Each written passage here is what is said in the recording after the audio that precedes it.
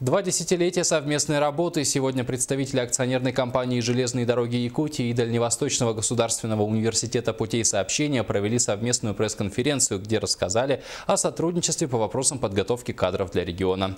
Дало ли 20-летнее сотрудничество свои плоды, узнавал Афанасий Николаев.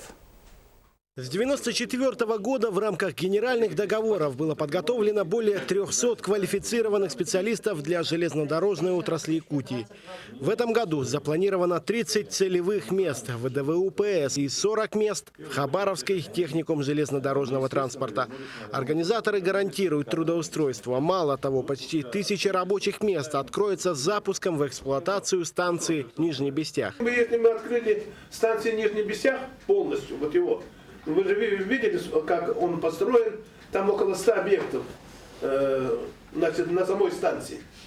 И если полностью запустить его под государственную комиссию и под полную деятельность железной дороги, то там мы в принципе должны были принять в первую очередь 350, а потом 650 человек.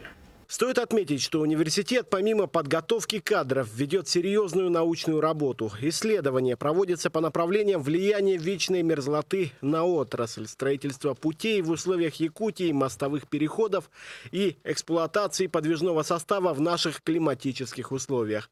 Причем научная работа ведется и для воспитания кадров высшей категории. И по сути мы имеем уникальную возможность. Мы имеем возможность подготовить кандидатов наук для этого техникума на вашей же базе. То есть точка приложения сил, научных сил, это вот полигон железных дорог с его очень сложными проблемами.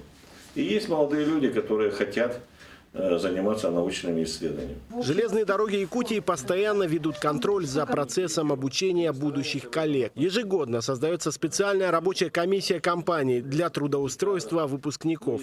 Как было отмечено, нехватки кадров в отрасли в регионе нет. Афанасий Николаев, Василий Слепцов, НВК «Саха», Якутск.